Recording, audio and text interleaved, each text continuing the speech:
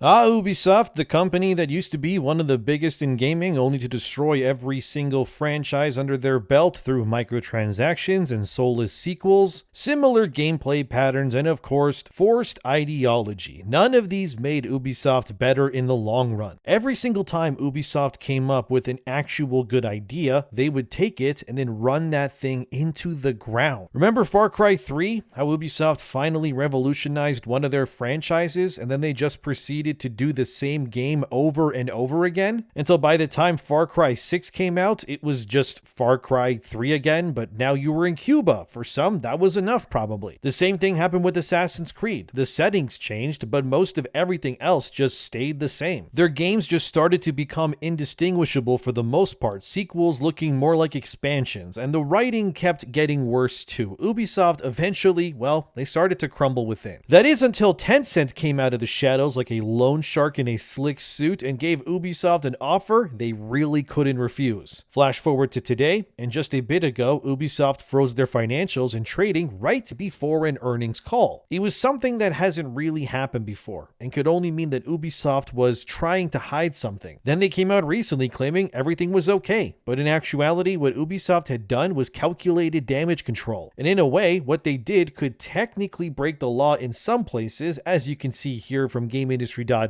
They reported that Ubisoft has officially finalized their deal for Vantage Studios. Now, when new games get made with Ubisoft's IP, this will be the main studio that does everything. The investment is sitting just over $1 billion from Tencent has now created this super studio, which has a few thousand employees working at this one single venture. Vantage will now make Assassin's Creed, Far Cry, and Rainbow Six games. No word if other franchises will be a part of this deal in the future, but that's the core of it. The total amount of employees at Vantage right now sits roughly around 2,300 employees. I don't really think there's like a single studio in video games that's that big in comparison, but as GameIndustry.biz says here, in a press statement, Ubisoft said that Vantage Studios has a pre-money enterprise value of $3.8 billion. While CEO Yves Guillemot heralded the deal as a milestone, today's closing crystallizes the value of our world-class IPs and marks a pivotal milestone in Ubisoft's ongoing transformation, he said. It also brings in $1.16 billion of proceeds that deleverages the group, strengthens our balance sheet, and will support selected investment opportunities across the rest of the company. They continued, Vantage Studios, fully operational since October 1st under a dedicated leadership team, embodies the principles of autonomy, focus, and player centricity with clear accountability. It brings our creative house's model to life with the ambition to accelerate the growth of our flagship franchises on their path to becoming annual billion-euro brands. Interesting. So this sounds like it's all good, right? Well, the thing is that Ubisoft was only able to create this so-called good press story by essentially selling themselves to Tencent. The reality is that Ubisoft is pretty much dead broke. All their actual funds and capital is pretty much just from Tencent alone.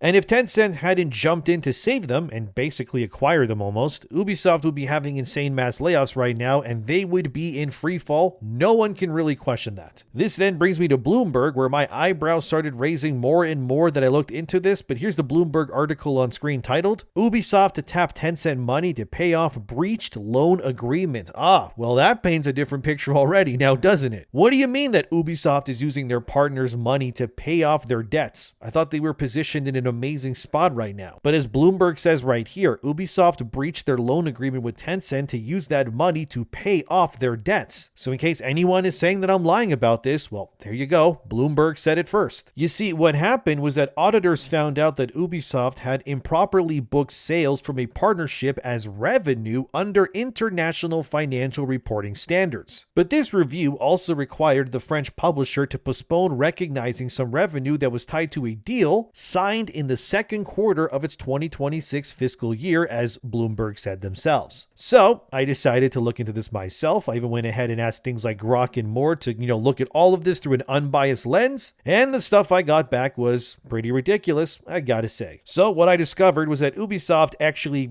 kind of lied to their investors and even the auditors to mask their own incompetence via this deal. You see, this big partnership deal with Tencent was instead used as a smokescreen to hide the bullet wounds that are laying all over Ubisoft's chest right now. But when they first announced their financial statements recently, technically speaking, Ubisoft violated not one, but two accounting rules that go against the IFRS, or International Financial Reporting Standards for short. So the first thing Ubisoft did was they booked the money they got from Tencent, which was an investment. Make sure to remember that, an investment to save them due to their own financial stupidity, and Ubisoft then swindled the deal into making that money seem like it would be classified as revenue, which is technically not allowed again in the IFRS standards of practice. Ubisoft will likely receive this payment up front, but even then, it is still not revenue. It is money meant to keep them alive so that they don't go under and have mass layoffs. So that's not revenue, because again, it's not money that Ubisoft has generated via selling their products to their consumers or anything like that. But you see, what Ubisoft did with Tencent's cash infusion was they counted that money immediately as a chunk of normal game sales revenue to then fit that into their quarterly results, thereby making Tencent's saving cash infusion be viewed as if the money came from actual game sales, which they have not clearly. But you see, under the IFRS, that money is not normal sales revenue yet anyways. It's instead, like I said, an advanced licensing prepayment. The thing is that you can only recognize it as revenue when certain conditions are met. For example, if a game made under this new agreement gets launched, like say a new Assassin's Creed game, then yes, you can then count what that makes as revenue, obviously. But as of right now, as far as we know, that is not the case, because obviously Vantage Studios, which like they said in the press release, only began proper as an actual studio on October 1st, 2025. So obviously there was nowhere near enough time between then and now for a full game to be released. Therefore, what Ubisoft has done here is instead lie to their investors to make it seem like they're actually profitable when they aren't yet anyways. So this was done to make Ubisoft's quarterly earnings spike, but that money, like I said, is not revenue, so it doesn't count. This is like someone going to a cash loan place, taking out $500 and then saying and flaunting around and saying, look at me, I made $500. Well, you have the 500, I guess, but you didn't make that money. You just asked someone for it. You loaned it. And now you also own interest on that money, which means you're likely going to go into the negatives actually by having that money. You see what I mean? It's like snake oil salesman stuff at play. It's classic Ubisoft moves if you ask me. So why does this all matter, and why is it super shady for Ubisoft to do? Well, it's because they're lying. They're currently in a loaning situation with a Chinese megacorporation that is Tencent, that is standing behind them with their hands on Ubisoft's shoulders, breathing down their necks constantly. What this really is an accounting restatement. What this usually results in will be that Ubisoft will then have to correctly report previously reported numbers and then adjust them. So when that happens, the shoe will drop, because it will inevitably show that Ubisoft's revenue and profit were actually much lower than what they've already announced recently, which will, yes, annoy and anger investors aplenty. The reason why this is terrible is because one of the worst things you can do to your investors is lie to them, obviously. But also that in the world of finance like this, nobody likes surprises. It of course erodes the trust between the investor and the company they're investing in, and it usually leads to the stock price dropping as well. Which, if you're investing millions of dollars into something and they tell you, hey, everything is great, and then sometime later you find out that actually everything is not great anymore, yeah, you're gonna want someone's head on a spike, all right. Hilariously, following this original news, which Ubisoft tried to say, hey, look at us, our stock went up, we're doing so great, it turned out that wasn't the case at all, actually. For example, just a few weeks before this deal even went through, this is what Ubisoft stocks and value looked like. As you can see here, in November 2020, when Assassin's Creed Valhalla came out, they were making bank. But in 5 years since then, that number has only gone down and down some more, to the point where even Assassin's Creed Shadows couldn't save them either. Even if you go look at their current stock prices, it's up barely a few percent at best. It's not doing amazing. Now, I won't go as far as to say that Ubisoft committed fraud. I won't say that. However, they did straight up lie and swindle their numbers in order to make the public perception make them seem like they're on top of the world right now, when they're anything but that. But this was all done to ensure that Ubisoft's short term, and that's important, looks better, likely to lure more investors into giving them more money. But make no mistake that Ubisoft themselves are still pretty much broke, and they are completely and totally, like Bloomberg reported, relying on that Tencent loan to keep them alive. And that is very, very bad, because it leaves Ubisoft with very little bargaining power. It's hard to negotiate with pirates when you're the one that's standing on the plank looking down on the ocean. You know what I mean? A good way of looking at this, let me use an analogy, okay? Let me explain it this way for you. Imagine you're in a restaurant and someone pays you upfront $1 million to your restaurant for 10 years of VIP meals in the future, okay? What Ubisoft basically did was they decided decided to count a big part of that $1 million that was given to you in this restaurant scenario as food sales, despite no food actually being made yet. Does that make sense? However, what the auditors have then forced Ubisoft to do was treat that money as a liability, or money we now owe in future meals at our restaurant, basically. And then by doing this, it means that the money given to Ubisoft in this restaurant analogy can only be counted as revenue in very small incremental pieces, as the person who gave you that $1 million for the VIP meals eats every single meal individually. Then, as every meal is eaten one by one in small increments over time, that can be considered revenue, but not the whole amount that was given to you. Hopefully that makes sense. And Ubisoft is now instead trying to say actually it's all revenue, but again, it's not. Ultimately, what Ubisoft did was they tried to count their partnership money with Tencent too eagerly to be instead used as normal revenue. And the auditors are now forcing them to revert that, because they're not only just lying at that point, but they are going to be swindling investors by saying that too. So I don't want to hear nobody saying Ubisoft is doing amazing now, because if you think that, your skull is likely soft, and when the wind hits your head, you'll likely hear a whistling of wind too. Now, don't get me wrong, okay? Ubisoft won't disappear or anything overnight, but you really gotta be stupid if you think they're the ones in charge of their own destiny here. Tencent has been circling Ubisoft like literal sharks for years now, because they know if they can control the IPs that Ubisoft owns, they could make billions in the future. We've already seen the absolute domination of Eastern-made media across the board. Imagining what Vantage can do here with Assassin's Creed under Tencent's watchful eye, it's both exciting, but it's also alarming too. Because Tencent is known for a lot of monetization in their games, which, I mean, Ubisoft has done that too, I know that, but at the very least, if Tencent can steer Ubisoft's IPs towards being fun games again and not whatever they were doing for years ago, we might be cooking here. But the reality is that either way, once these future games come out, and assume that they do well, Tencent's power will just continue to grow over Ubisoft, especially if their finances, start to go back up too. Because the investors will obviously look at Tencent's direction for Ubisoft under Vantage Studios and go, wow, they made us billions of dollars. We should let them keep making us more billions of dollars. Besides, we already know that Ubisoft's CEO, Yves Guillemot, is mostly in a passive role right now anyways. The Guillemot family is practically going to live forever off the royalties of these IPs alone. They don't really have to work for anything. But what we are witnessing, no two ways about it really, is the rise of China in video games. And now that they have their hands on like Assassin's Creed, Rainbow Six, and Far Cry no less, like those are really big IPs, dude. And it's going to lead to some serious bargaining power in the future. As Martin Lau, that's the CEO of Tencent, said, as you can see here, he's excited, of course, for this partnership through Vantage. And he knows that because they're going to make so much more money, and they are literally in a better vantage point than Ubisoft on this too. Like, this is a new beginning, but not really for Ubisoft, because it's really a Tencent operation at the end of the day. Like, their money is what's financing all of this. You don't get saved by foreign investors in the billions and have much of a say in anything. Like, Ubisoft is practically at this point a puppet that's on Tencent's hand. I did talk to some of my buddies at Ubisoft recently about this, and it is dire the way that they're painting it to me. I was told that Ubisoft, prior to Tencent coming in, they were somewhere near maybe $2 billion plus in debt alone, and that Tencent bought about half of that so far. Their contract currently says that Tencent cannot intervene further for about 2 years. That's what they told me. So by 2027, you're going to see even more aggressive Tencent control is what I'm told. But Shadows did not save them whatsoever. In fact, it actually lost them money. That's how Tencent came swooping in the way that they did. We already know, as reported here back on November 1st, that Shadows was confirmed to be the lowest selling game of the past 5 Assassin's Creed entries. Even GameFile tried to run damage control as seen here, where they report that the Assassin's Creed franchise as a whole is overperforming. Yet they do not give sales numbers on Shadows, because we already have those earlier this month. It was sitting somewhere around 4 million, which for other games that may be a lot, but not when your game is a $350 million sinkhole, and that doesn't even include marketing. I need to remind you that Ubisoft doesn't even get 100% of every purchase anyways. They have to share that with every platform holder too. As for Assassin's Creed as a franchise overperforming, I mean, that's older games. They're a lot cheaper now. That's good for them. Like, that's some good bargaining power at least. But don't use Shadows as a gotcha. Like, of all things, maybe go use Mirage. Mirage is still doing great. It just got a new expansion, by the way, that was free. It was, by the way, paid by the Saudi Arabian government, by the way, which is,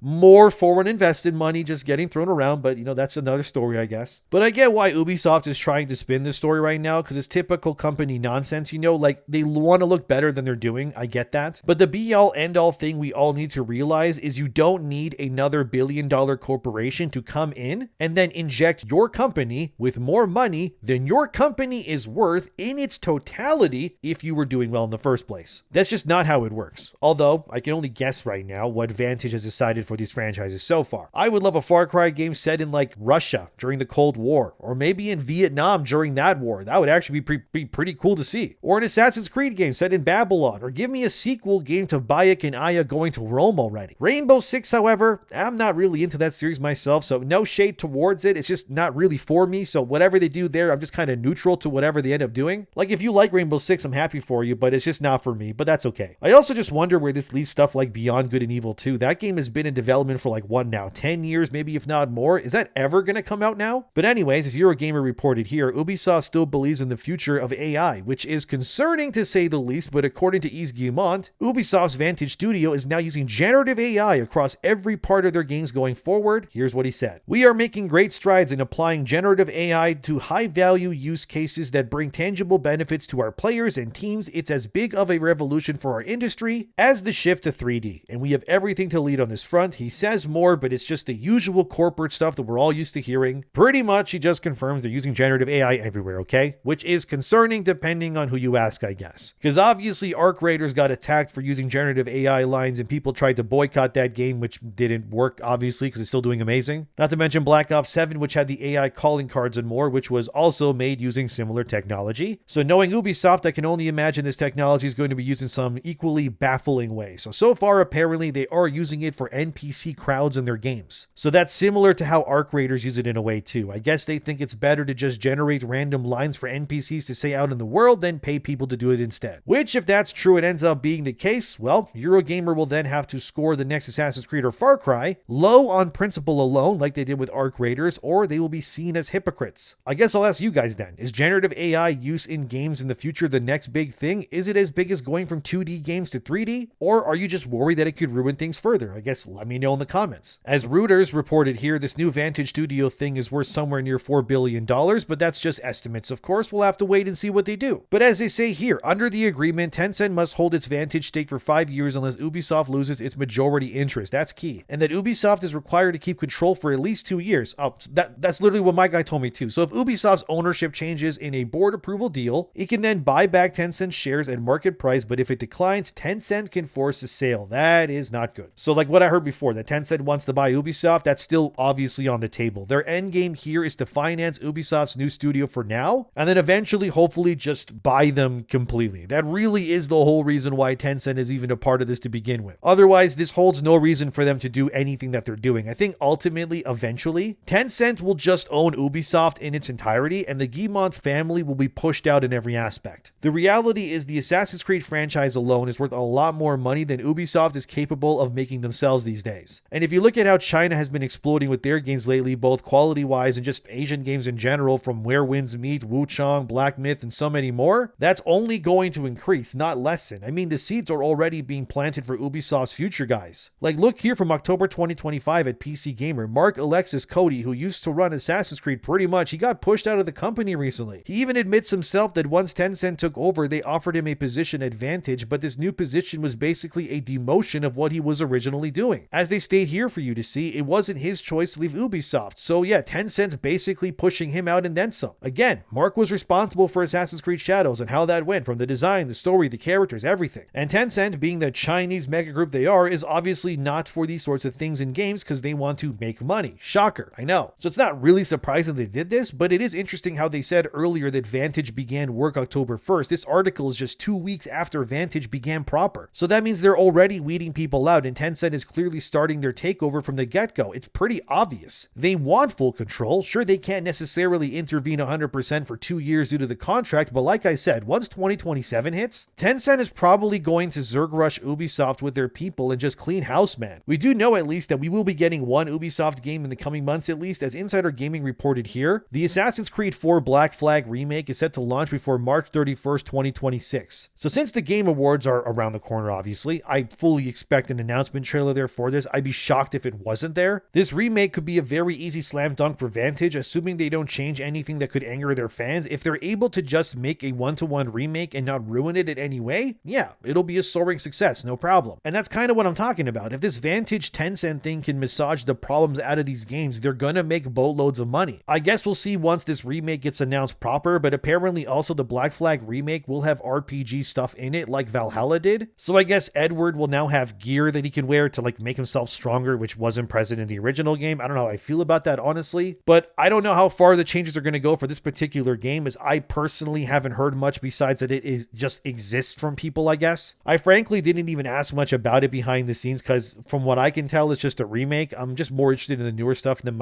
anything else pretty much. But as you can see, Ubisoft has already tried to swindle the word around their operations, and we're not even 2 months into Vantage existing yet. My prediction is Tencent will just buy them eventually. It might take them a few years, but that's the plan likely in the end. And what will happen if Assassin's Creed and Far Cry are under the guiding hand of Tencent? Probably a lot of free-to-play spin-off titles, I'm not gonna lie, and some crazy big AAA games in the future too. I guess we'll see, but Ubisoft is lucky, but also not lucky that Tencent is willing to save them right now. Because it might just end up being the monkey's paw, curling its finger in the end if what happens ends up being what I think will happen, but time will tell. What do you think? Let me know in the comments. Thanks for watching, subscribe, and seriously, Ubisoft, go make a sequel game with Bayek and I already. You're leaving money on the table by ignoring the potential there, but alright, see you next time.